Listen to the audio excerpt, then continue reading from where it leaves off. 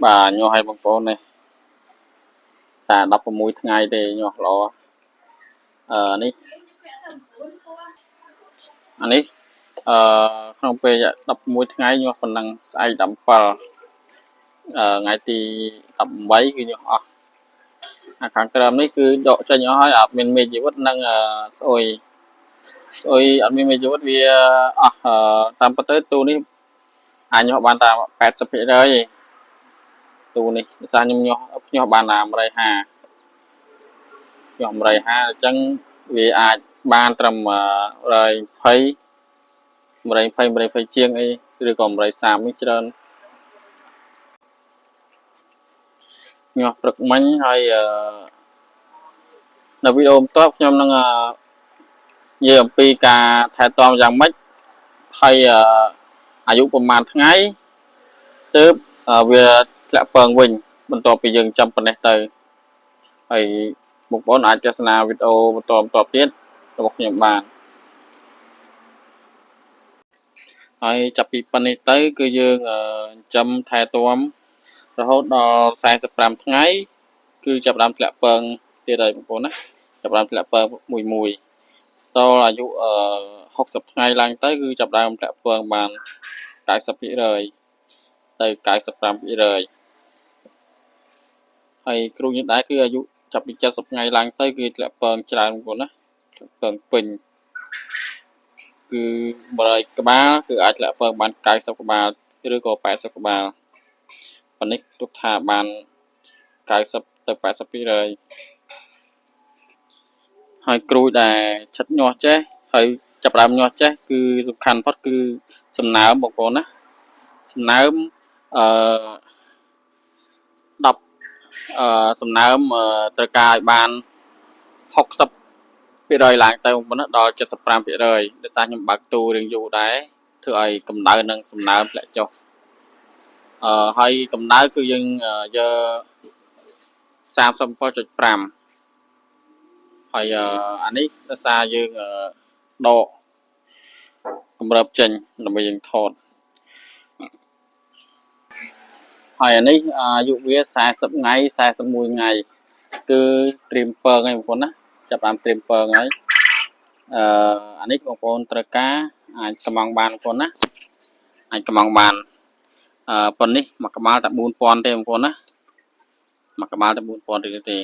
ហើយបងប្អូនត្រូវការពូជអាចឆាតសួរបានតាម Telegram ហើយចិញ្ចឹមតាំងពីញាស់មកដល់ប៉ុននេះគឺចំណាយពេល40ថ្ងៃបងប្អូនណា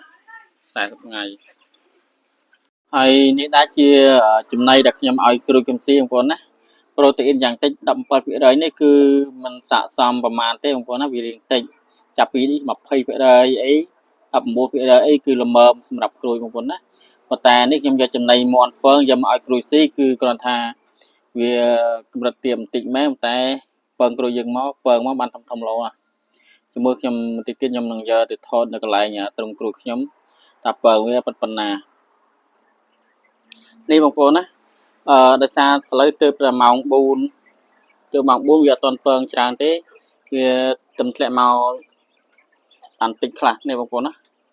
ហើយយើងប្រៀបមើលមេដៃខ្ញុំគឺពងគ្រូនេះធំជាងមេដៃខ្ញុំខ្លាំងណាស់ធំជាងគឺថាពងវាធំដោយសារយើងឲ្យស៊ីចំណីស្តង់ដាបើសិនបងប្អូនឲ្យចំណីលាយក៏បានដែរបងប្អូនណាលាយចំណីក៏បានដែរកាលមុនគឺខ្ញុំឲ្យស៊ីចំណីលាយគឺខ្ញុំឲ្យមានកតួចុងអង្គ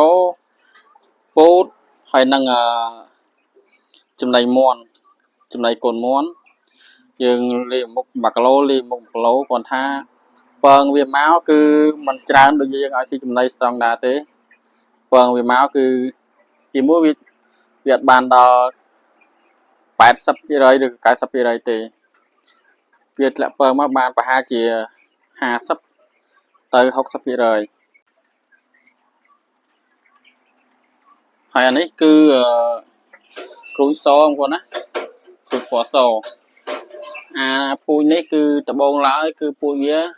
សស្គូអត់មានលេឡាយចឹងទេបងប្អូនណាដោយសារយើងចិញ្ចឹម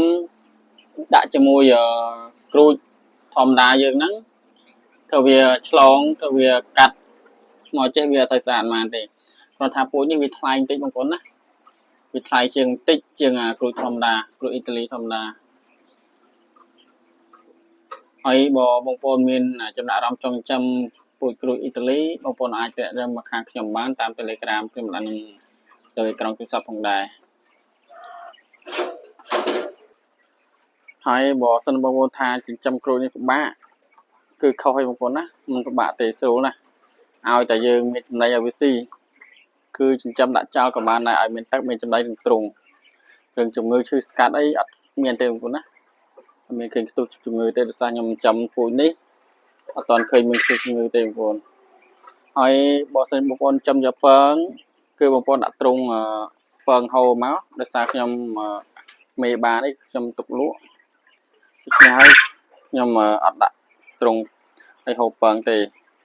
សាមេបាននេះខ្ញុំលក់បងប្អូនណាហ្នឹងហើយអញ្ចឹងយើងដាក់ទ្រង់ធម្មតាទៅយើងចាំរើសពងវាទៅហ្នឹងហើយហើយសំខាន់ផុតគឺទឹកបងប្អូនណាទឹកត្រូវតែមានជាប់ជានិច្ចហើយមួយថ្ងៃបងប្អូនឲ្យដូរឲ្យបានយ៉ាងតិច2ដងក្នុងមួយថ្ងៃកុំឲ្យវានៅកកវានៅកាកស៊ីទៅវាធ្វើឲ្យវាផ្អូមទឹកបងប្អូនណាផ្អូមទឹកហើយនេះបងប្អូនណាមេពងនេះពួកនេះ3 1គីឡូបងប្អូន3 1គីឡូសាវាធំហើយអាយុ2ខែអាយុ2ខែគឺប៉ុណ្ណឹងអានេះញីបងប្អូនណាញីពួកក្រូចនេះធំណាបងប្អូនធំអានេះពូជក្រូចជប៉ុនហើយពួកនេះក្រូចអ៊ីតាលីនៅវីដេអូបន្ទាប់ខ្ញុំនឹងឲ្យបងប្អូនមើលក្រូចណាញីក្រូចណាឈ្មោលអត់មានពិបាកទេបងប្អូនណាក្រូចញីក្រូចឈ្មោល